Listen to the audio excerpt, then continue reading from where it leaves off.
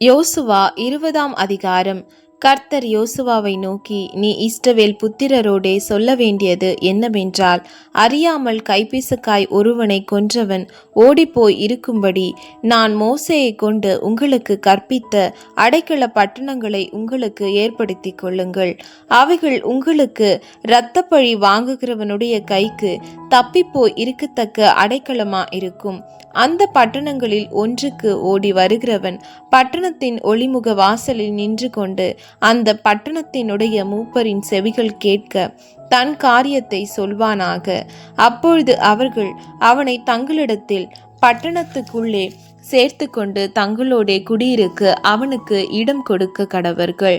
பழி வாங்குகிறவன் அவனை தொடர்ந்து வந்தால் அவன் பிறனை முற்பகை இன்றி அறியாமல் கொன்றதினால் அவனை இவன் கையில் ஒப்புக்கொடாதிருக்க வேண்டும்.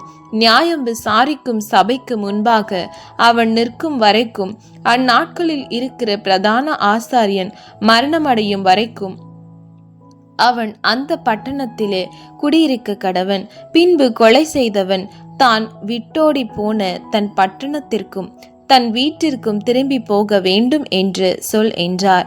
அப்படியே அவர்கள் நப்தலியின் மலை தேசமான கலிலேயாவில் உள்ள கேதேசையும், எப்ராஹிமின் மலை தேசத்தில் உள்ள சீகேமையும், யூதாவின் மலை தேசத்தில் உள்ள எபிரோனாகிய கீரியாத் அர்பாவையும் ஏற்படுத்தினார்கள். எரிகோவில் இருக்கும் யோர்தானுக்கு அக்கறையான கிழக்கிலே ரூபன் கோத்திரத்துக்கு இருக்கும் சமபூமியின் வனாந்திரத்தில் உள்ள பேசேரையும், காத் கோத்திரத்துக்கு இருக்கும் கீலேயாத்தில் உள்ள ராமோத்தையும், மனாசே கோத்திரத்துக்கு இருக்கும் பாசானில் உள்ள கோலானையும் குறித்து வைத்தார்கள்.